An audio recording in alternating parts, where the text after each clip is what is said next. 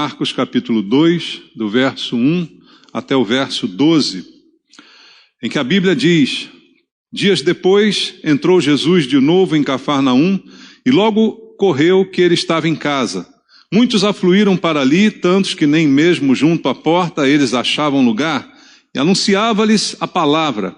Alguns foram ter com ele, conduzindo um paralítico levado por 4 homens, e não podendo aproximar-se dele por causa da multidão, descobriram o eirado no ponto correspondente ao que ele estava, e fazendo uma abertura, baixaram o leito em que jazia o doente. Vendo-lhes a fé, Jesus disse ao paralítico: filho, os teus pecados estão perdoados. Mas alguns dos escribas que estavam assentados ali arrazoavam em seu coração: por que fala ele deste modo? Isto é blasfêmia. Quem pode perdoar pecados senão um, que é Deus? E Jesus, percebendo logo por seu espírito que eles assim arrazoavam, disse-lhes: por que arrazoais sobre estas coisas em vosso coração? Qual é mais fácil? Dizer ao paralítico: estão perdoados os teus pecados, ou dizer: levanta-te, toma o teu leito e anda? Ora, para que saibais que o Filho do Homem tem sobre a terra autoridade para perdoar pecados, disse ao paralítico: eu te mando, levanta-te, toma o teu leito e vai para a tua casa. Então ele se levantou e no mesmo instante, tomando o leito, retirou-se à vista de todos, a ponto de se admirarem todos e darem glória a Deus, dizendo: jamais vimos coisa assim. Obrigado, Pai, pela tua palavra, por tudo que ela tem para nos ensinar. E mais uma vez nós estamos reunidos aqui em tua casa para aprender do Senhor, para aprender com a tua palavra, receber do Espírito Santo, aquele que inspirou esta palavra, o ensinamento que precisamos para viver nesse mundo de acordo com a tua vontade. Por isso abrimos o nosso coração nessa hora, Pai, para receber, para ouvir a tua voz nesse lugar, que é o que de fato nos interessa. Nós não estamos aqui para ouvir doutrinas de homens, nem filosofias do mundo, mas a tua boa palavra, que ela venha ao nosso coração. E para isso eu quero ser um instrumento do Senhor, e entrego a minha vida mais uma vez em tuas mãos, pedindo graça e misericórdia, e clamando pelo poder e a unção do teu Espírito, que me capacitem a ministrar a tua palavra, para que haja proveito para todos nós esta manhã. É o que eu te peço, orando com meus irmãos, em nome de Jesus. Amém. Graças a Deus. Podem sentar, irmãos. Como eu disse, queridos, é um milagre que Jesus realiza e muito conhecido na Bíblia Sagrada, entre tantos outros milagres realizados por Jesus. E eu acredito em milagre. Você acredita? Deus ainda faz milagres, embora talvez menos frequentes, menos notáveis. Eu acredito que Deus ainda faz milagres. E também acredito que em momentos da nossa vida, todos nós podemos passar por isso, nós precisamos de um milagre. Talvez você não seja hoje, ou talvez em outro momento, ou algum dia, você já precisou de um milagre, ou quem sabe esteja agora precisando de um milagre. E como eu disse que isso é algo real, eu acredito que os milagres acontecem. Podem acontecer hoje aqui. Podem acontecer a qualquer momento, segundo a vontade de Deus, segundo o seu querer e o seu agir.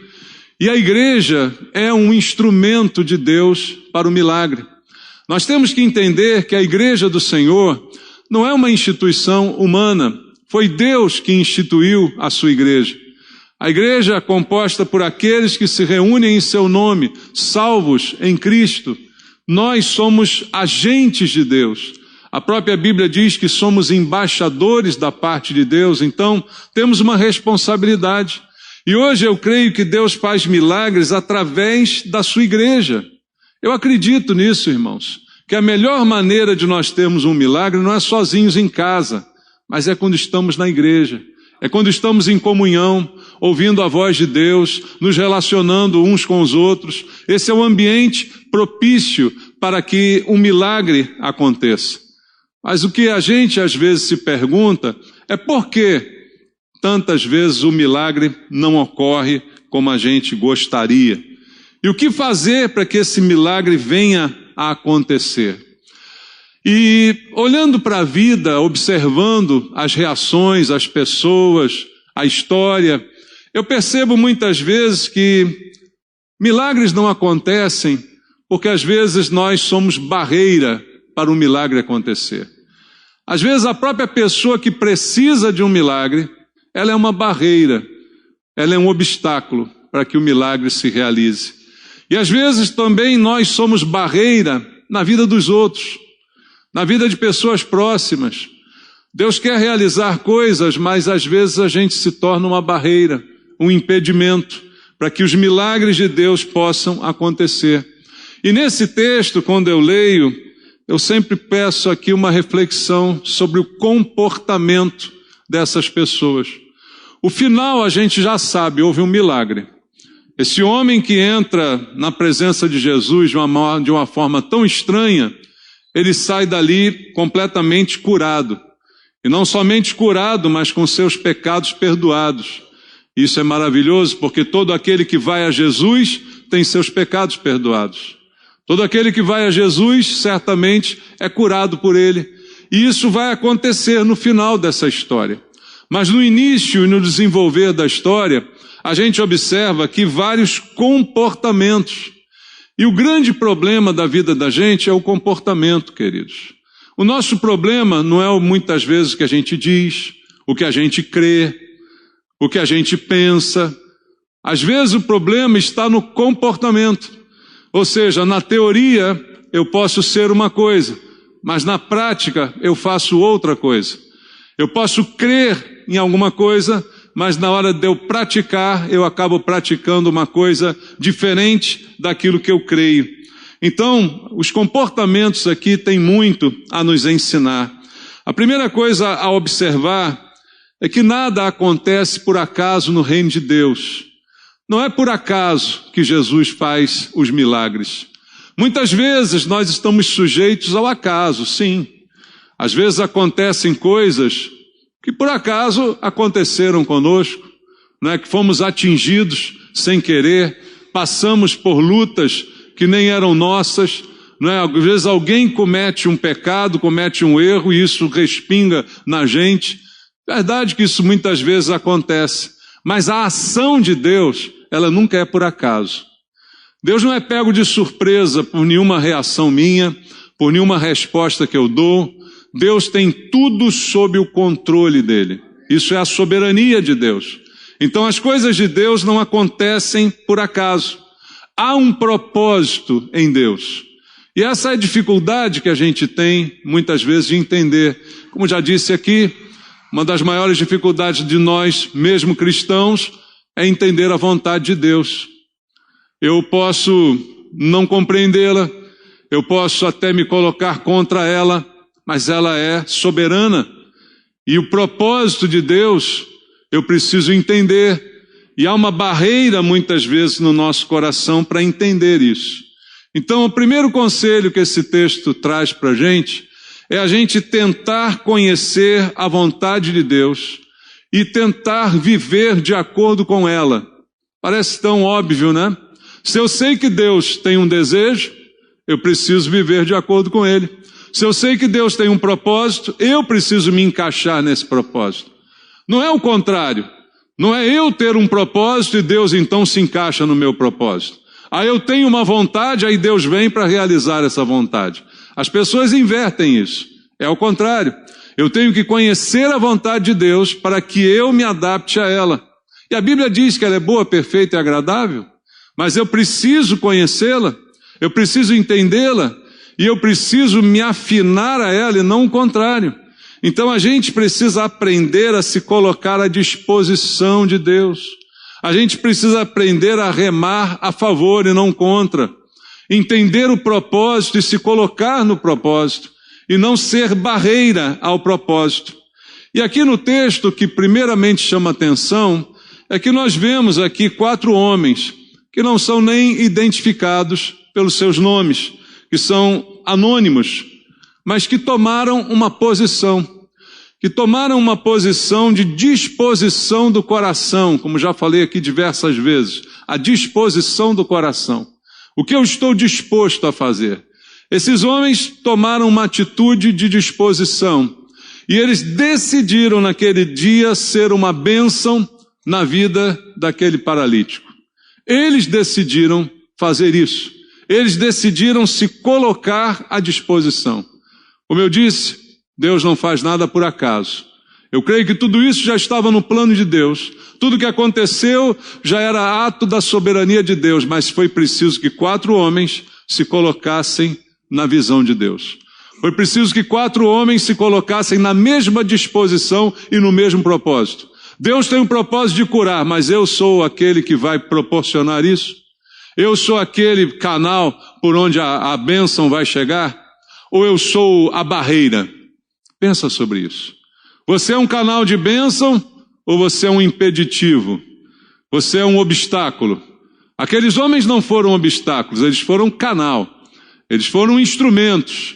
Quem fez o milagre foi Deus, mas quem instrumentalizou esse milagre foi a disposição daqueles 4 homens que tomaram esse paralítico e o levaram à presença de Jesus. E ali a gente vê o paralítico que precisa de um milagre. E o texto é sugestivo porque dá a impressão aqui que ele tem 4 amigos. Não são 4 estranhos, mas 4 amigos de fé. 4 amigos que acreditam, tanto quanto ele, que em Jesus há a possibilidade de haver cura e haver um milagre. Porque pensa no seguinte, você está enfermo, você está paralítico, você vai até Jesus por quê? Porque você acredita que alguma coisa sobrenatural pode acontecer naquele encontro. E 4 homens são convencidos também, não sei se por você ou por quem era Jesus, a Bíblia não explica, mas eles também entram na mesma visão e no mesmo propósito. Há uma possibilidade desse homem ser curado. E eu vou me colocar neste propósito. Então eles acreditam nisso. Eu posso dizer que são amigos de fé. Amigos que estão junto com esse homem para colaborar e não para impedir. Lembra do que eu disse aqui ainda há pouco? Canal ou barreira? Quem é você? Quem sou eu?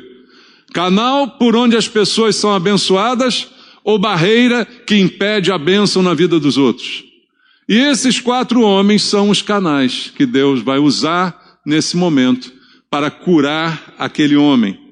Esses são os homens de fé que estão junto com aquele homem para conduzi-lo a Jesus. E aqui nesses homens eu vejo um símbolo da igreja verdadeira. Nós somos instrumentos de Deus. Amém, irmãos?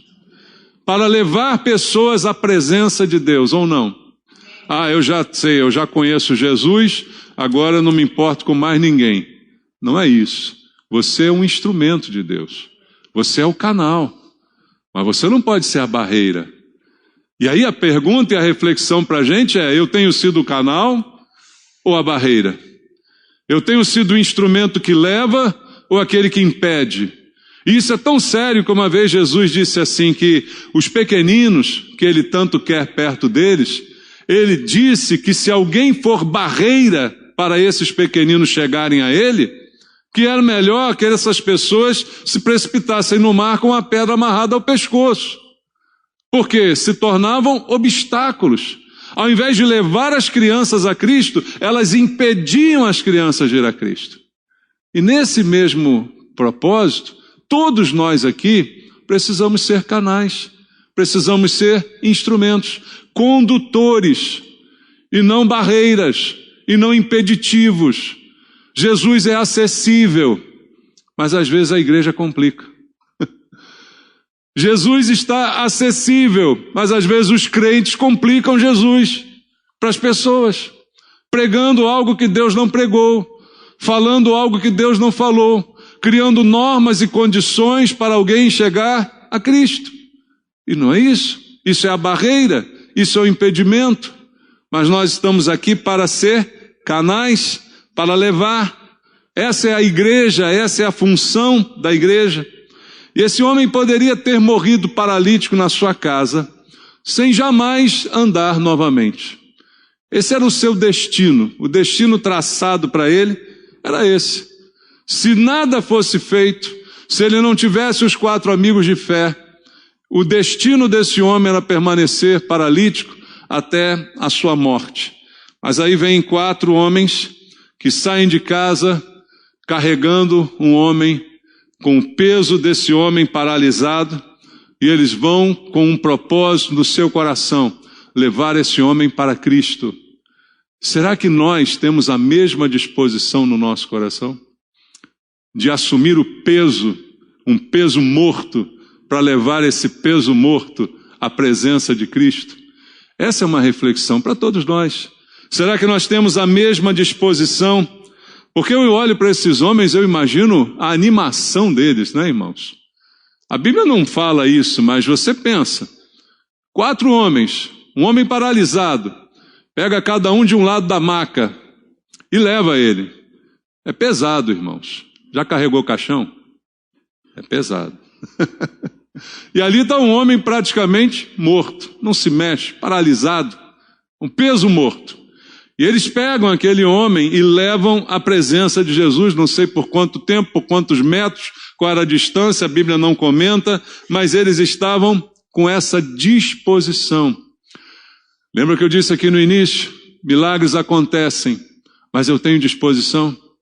Eu me coloco a favor, ou eu me coloco como barreira? Eu me coloco como instrumento, ou eu me coloco como obstáculo? Essa é a diferença, e esses homens fizeram diferença pela atitude, pelo comportamento.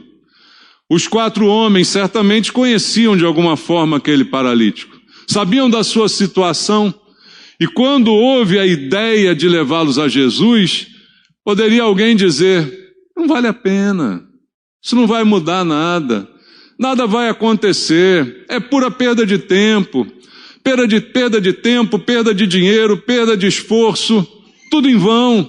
Vamos carregar esse peso aqui danado até lá e nada vai acontecer. Poderiam fazer assim? E aí eu pergunto, será que nós às vezes fazemos isso?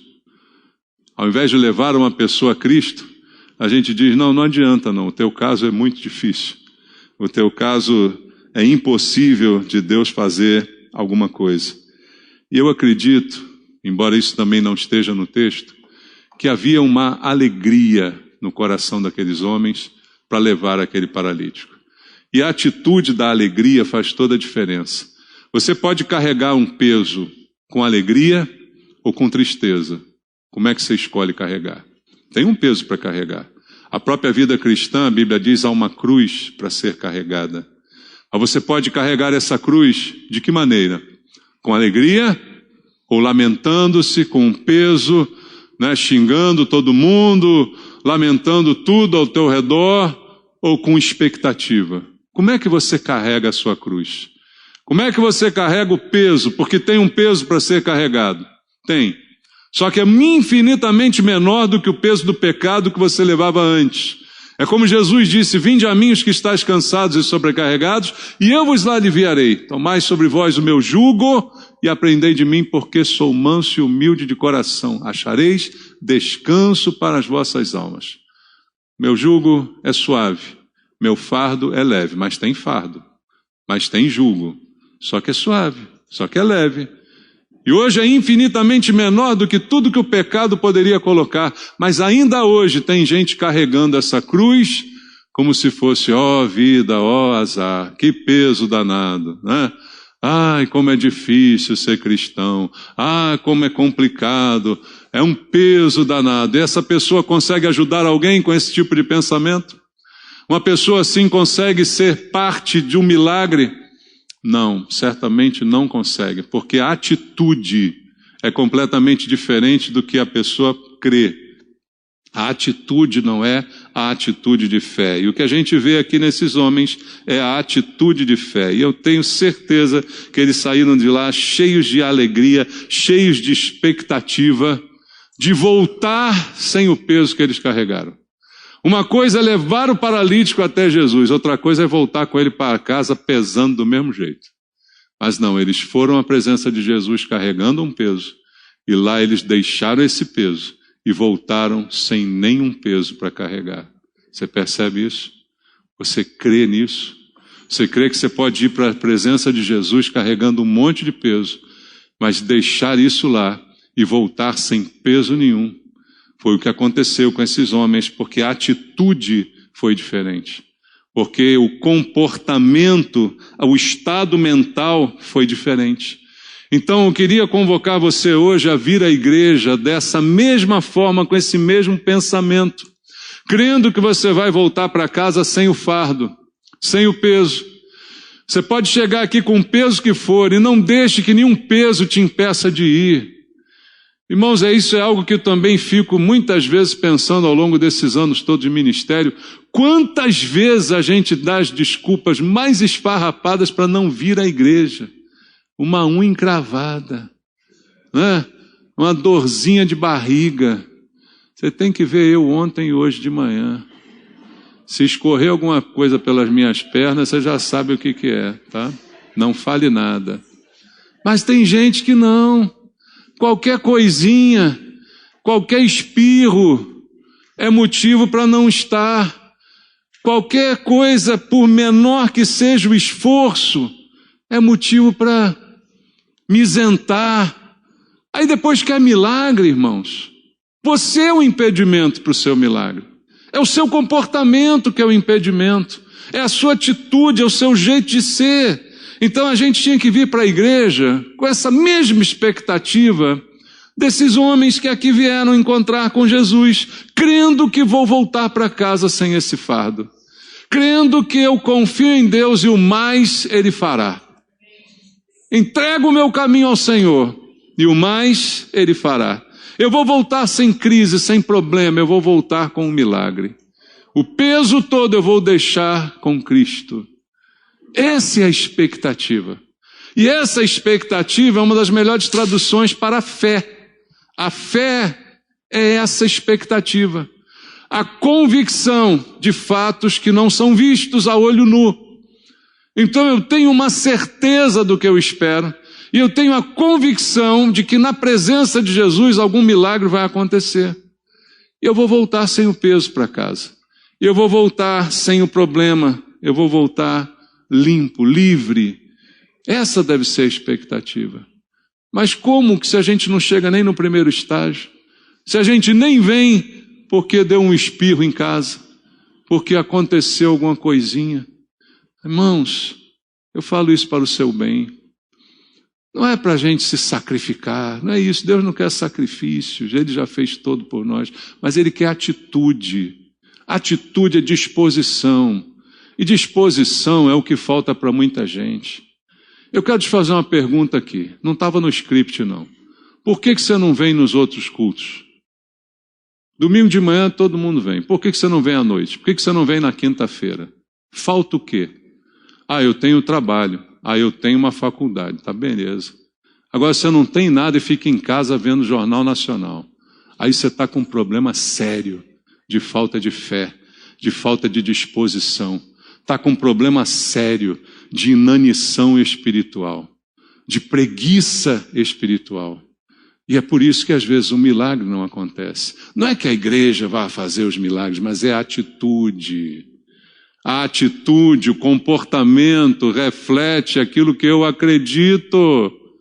É o comportamento que denota o que está oculto, irmãos. Então o que está faltando é esse envolvimento, é essa atitude. E eu vejo 4 homens aqui que não mediram esforços para estar na presença de Jesus, levando um peso morto, pesado, para estar na presença dele. E aí, amados, acontece algo interessante, porque diz assim, voltando ao texto, muitos afluíram para ali, tantos que nem mesmo junto à porta eles achavam lugar. E anunciava-lhes a palavra. Diz que Jesus, quando entrou naquela casa, muita gente foi para lá, muita gente não tinha lugar nem na porta, e Jesus estava lá pregando para uma multidão ali dentro. E nesse momento você olha uma casa, Jesus lá dentro pregando e uma multidão. Parece uma igreja isso, não parece? Jesus pregando e um monte de gente ouvindo dentro de uma casa. É um símbolo aqui de uma igreja. E essa igreja é que é a barreira para que esse homem seja curado. Porque o que diz o texto aqui, é importante a gente permanecer numa igreja. Eu defendo isso com todo o coração. Não existe crente desigrejado. Isso é uma mentira, uma fake news que acontece há muito tempo aqui no nosso meio. É importante pertencer a uma igreja. Mas às vezes a própria igreja pode ser um impeditivo para o milagre. É muito importante estar numa igreja, mas às vezes a própria igreja é a barreira. E isso a gente às vezes faz sem ao menos perceber. A igreja era a barreira. As pessoas que estavam ali ouvindo Jesus eram a barreira para aquele paralítico poder entrar e chegar na presença de Jesus. E aí o que aqueles homens fazem? Eles fazem o impensável. Eles vão para cima do telhado, abrem um buraco no telhado da casa para descer o homem. E aí eu pergunto, por que não pediram licença? Hein? Fosse hoje em dia, né? Hoje em dia tem vaga para idoso, tem vaga para paralítico, tem vaga para grávida, todo tem prioridade para tudo que é lugar. Naquela época tem um cara paralítico e ninguém se manca. Hã? Por que não chegaram ali com ele? Dá licença, dá licença, dá licença, deixa passar, deixa passar. Porque ninguém dava passagem. Porque ninguém deixava passar. Porque às vezes a própria igreja é o impeditivo. Porque é difícil convencer alguém que o seu problema é mais urgente do que o dele. Está todo mundo ali aglomerado para ouvir Jesus, na expectativa de um milagre, de uma cura, de uma bênção. E aí eu vou deixar passar alguém na minha frente? Eu me lembro daquela passagem lá de Jairo, né, da mulher do fluxo de sangue. Ela entra ali no meio do caminho, interrompe a bênção, Jesus estava indo lá, né? Talvez seja esse o pensamento de muita gente. A gente mesmo na igreja pode ser muito egoísta, irmãos. Mesmo na igreja, aquele ditado, se a farinha é pouca, meu pirão primeiro. Eu quero ser abençoado primeiro, eu quero o meu milagre. Eu tenho mais tempo de casa aqui nessa igreja. Eu tenho direito aqui. Eu cheguei mais cedo, eu peguei lugar. Agora eu tenho prioridade.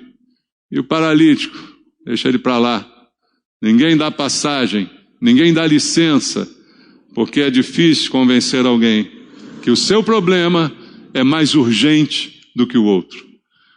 Que a sua necessidade, ela é menos urgente do que a necessidade do outro. É muito difícil que isso aconteça. Então aquela igreja, aquela casa, se torna um obstáculo para aquele homem ir à presença de Jesus. E aí, amados, a reflexão para nós como igreja: temos sido assim? Temos sido dessa forma? Às vezes acontece, olha que eu estou aqui há muito tempo, né, irmãos?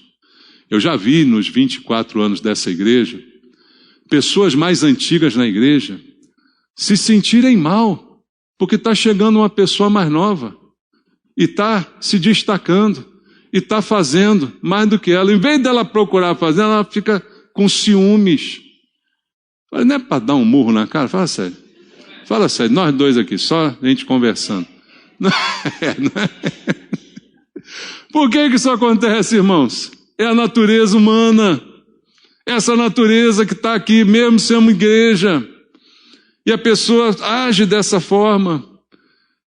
E aí entra aquela coisa na gente, né, de que alguém está tomando o nosso espaço. Eu conheço até um colega, um amigo, que se alguém furar a fila dele, ele é pastor, mas se alguém furar a fila dele, ele vira um bicho. Eu acho que ele deixa de ser pastor naquele momento. Deixa. Se furar a fila, ele fica transtornado. Passou na minha frente. Eu acho que era esse pensamento aqui também. Paralítico? Paralítico nada. Eu tenho aqui minhas prioridades.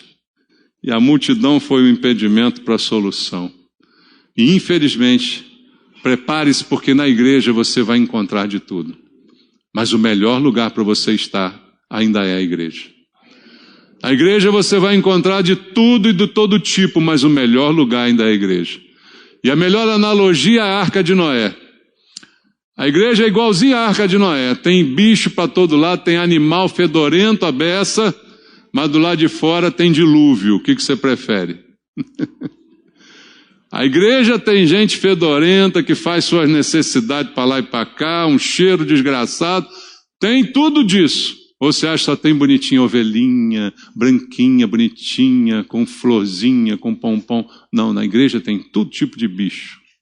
Mas ainda é melhor do que estar no dilúvio, sob o juízo de Deus, que está comendo solto lá fora e está matando todo mundo. Então o melhor lugar ainda é a igreja. Mas eu estou dizendo isso para cada um de nós fazer uma reflexão. Será que eu tenho sido essa barreira que impede os outros de crescer, que impede os outros de seguir em frente? Ah, porque eu não acompanho, então eu bloqueio. Ah, porque eu não, então eu seguro. Se eu não for abençoado primeiro, eu não quero mais que ninguém seja abençoado. Eu tenho inveja e tenho ciúme de quem é abençoado na minha frente. Essa é a reflexão que a gente precisa fazer. Cada um quer cuidar de si sem levar em consideração o outro, mas não é o que a Bíblia diz. A Bíblia diz que a gente deve fazer o contrário, considerar o outro mais importante do que a gente. Essa é a palavra bíblica, mas dificilmente nós pensamos dessa forma.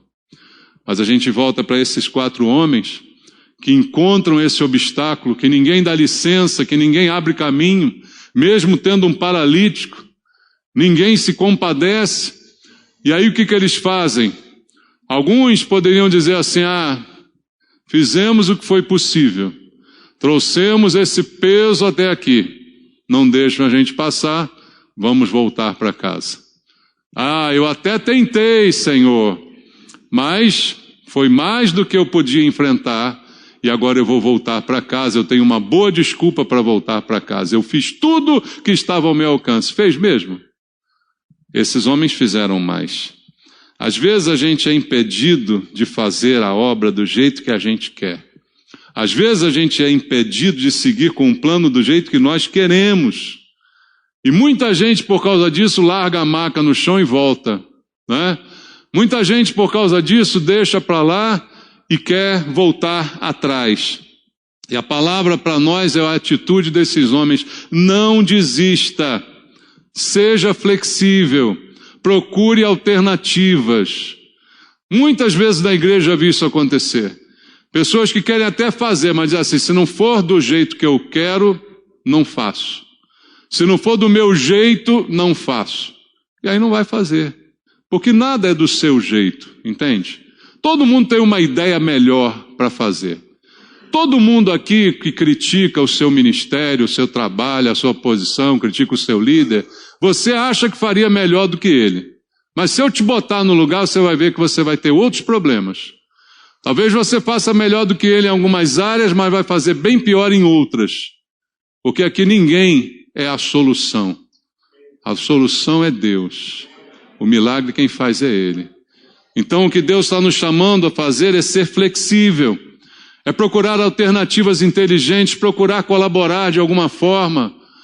Fazer algo que possa mudar a circunstância e não dizer, já fiz tudo que eu podia, vou largar esse paralítico aqui e vou embora.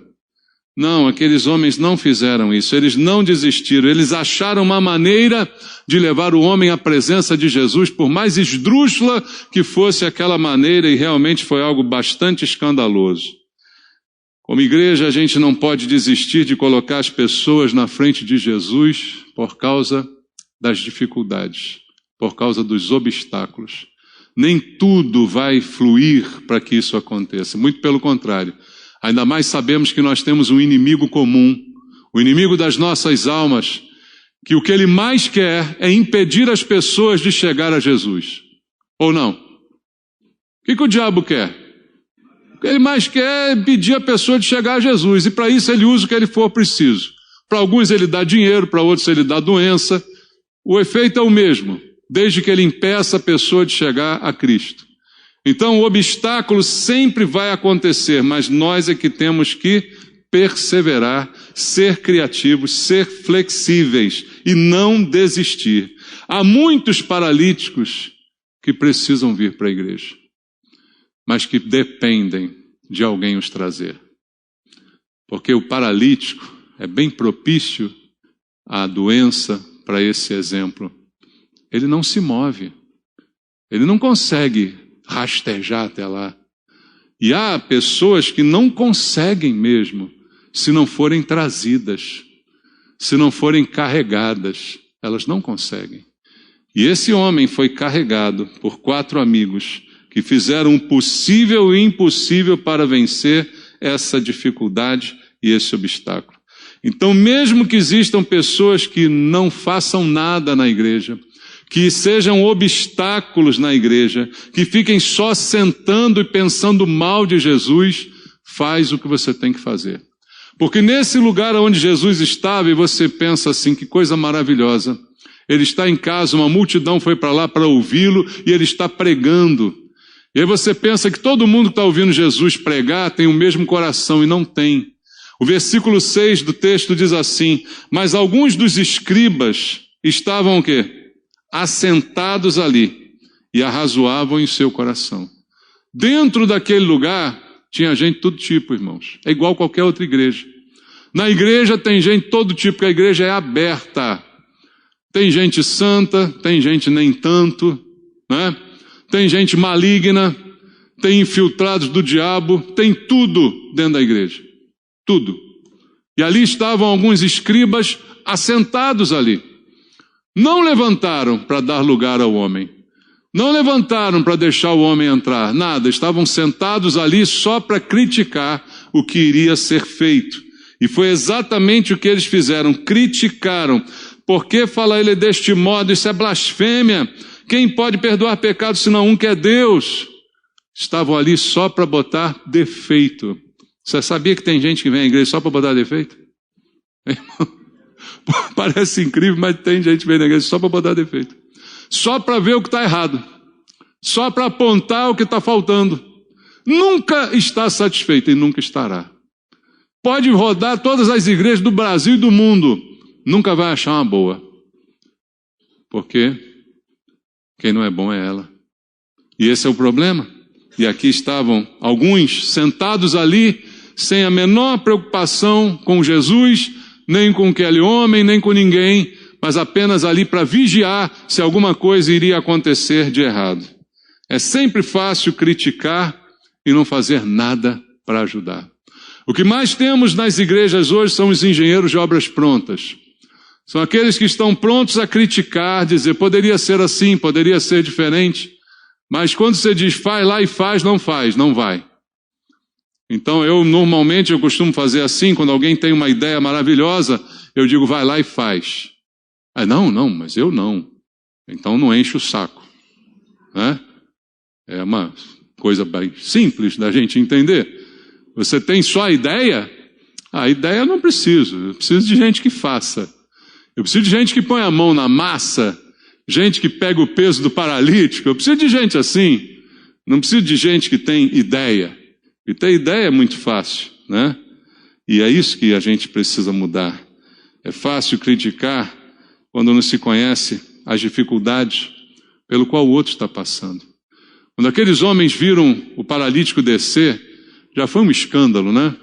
A casa foi invadida, o telhado foi aberto, houve um prejuízo econômico ali. Alguém vai ter que consertar aquele telhado, tomara que não chova hoje. É ou não é? Pensa na prática como essas coisas acontecem. E desce o cara. E aí Jesus vira para o cara e diz, os teus pecados estão perdoados. Oh! Como pode perdoar pecados se você não é Deus ou você está querendo dizer que é Deus? E é muito fácil criticar quando a gente não sabe as dificuldades do outro, quando a gente não sabe o que o outro está passando. É o sentimento que muitas vezes faz falta na gente, em todas as áreas, é a chamada empatia. Empatia é se colocar no lugar do outro. É olhar com os olhos do outro, é sentir com o sentimento do outro. É tentar ir um pouquinho para o outro lado, para entender a outra parte, o que ela está passando. E ali naqueles homens religiosos não teve essa menor preocupação. Eles, na verdade, queriam que aquele paralítico se lixasse. Né? Aquele paralítico estava ali para atrapalhar o negócio, que estava tão bom ali. Aquele cara veio atrapalhar essa cena grotesca sendo descido pelo telhado, isso não está certo. A igreja muitas vezes passa por isso, porque uma igreja parada, que não se move, que só sabe criticar, que só sabe ter ideias, às vezes é um obstáculo, é uma dificuldade para que outros sejam curados. E a gente hoje pergunta por que não acontecem tantos milagres? Sabe por que não acontecem tantos milagres? Porque muitos de nós, em determinados momentos, somos as barreiras para o milagre acontecer. Com as nossas críticas, com as nossas posições, com as nossas reações, com a nossa maneira de ser, de agir, de pensar, de encarar com o outro, de tratar o outro, aí somos a barreira. E para o milagre acontecer, o ambiente tem que ser propício, irmãos. E quem faz o ambiente somos nós. E aqueles 4 homens fizeram aqui um ambiente propício para o milagre. Venceram todas as barreiras e dificuldades e desceram aquele paralítico na presença de Jesus. E aí interessante é que o texto vai terminar lá no versículo 12, onde está escrito assim: então ele se levantou e no mesmo instante, tomando o leito, retirou-se à vista de todos, a ponto de se admirarem todos e darem glória a Deus, dizendo: jamais vimos coisa assim.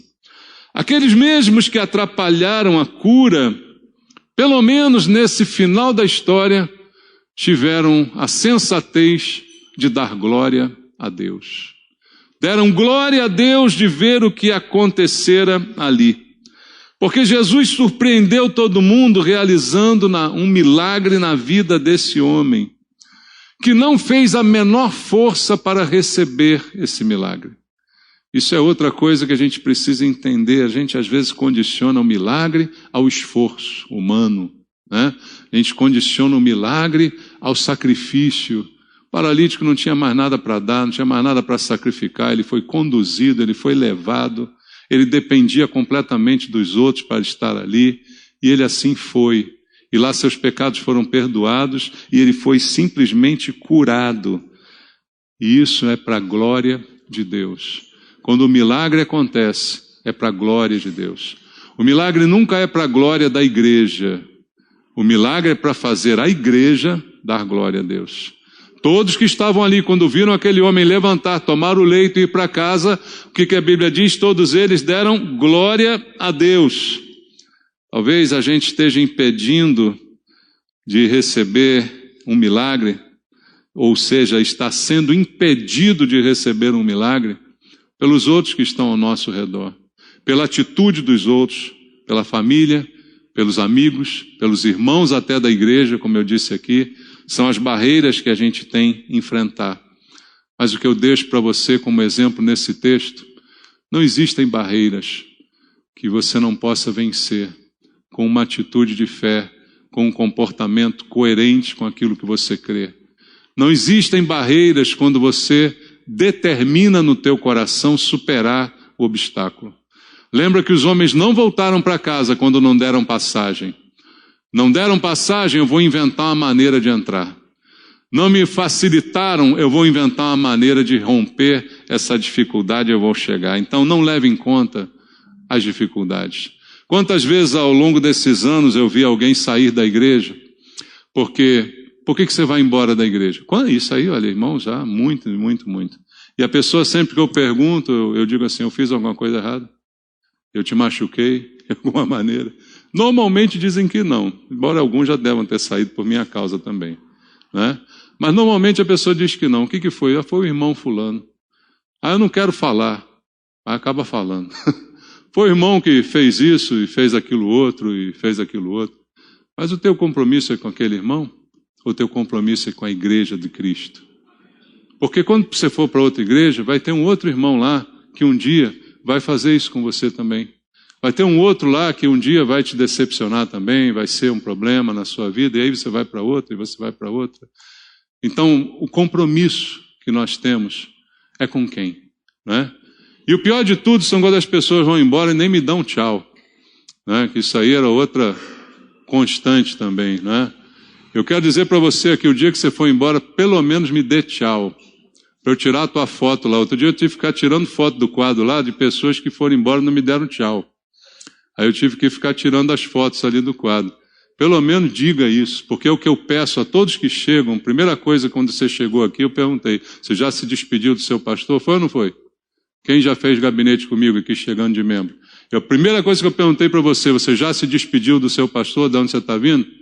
Ah, já. Ou não, não, porque eu já estou há muito tempo fora. É outra coisa, mas está numa igreja, vai para outra, se despeça. Não é? Seja coerente, seja correto. Não é? Isso é preciso ser feito, porque o problema não é a igreja. O problema somos nós. O problema é a nossa atitude. E para que você receba o milagre, que você não tem força para alcançar, você vai precisar da ajuda de gente. Você vai precisar, a gente precisa um dos outros. Todos nós precisamos de alguém. Mas o que vai mostrar no final dessa história é que Jesus vai calar a boca de todos aqueles que foram obstáculos, que foram empecilhos. Jesus vai calar e eles vão ser forçados a dar glória a Deus. É como diz a Bíblia que lá no final dos tempos, todo joelho se dobrará e toda língua confessará que Jesus é o Senhor. Mesmo aqueles que hoje desdenham dele, serão forçados a fazer isso. Que a gente faça isso agora, sem que alguém nos force. Dê glórias a Deus por tudo que ele tem feito, pelo que ele vai fazer.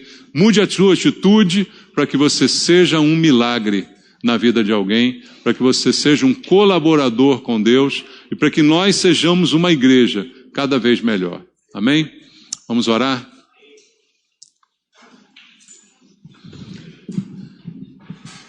Pai, eu quero pedir que o Senhor venha falar conosco, Pai, mais do que eu pude falar através dessa mensagem, que o Espírito Santo de Deus incomode o nosso coração, para que individualmente possamos examinar a nós mesmos, não os outros, não o que os outros têm feito, mas o que nós temos feito. Somos instrumentos, somos canais ou somos barreira?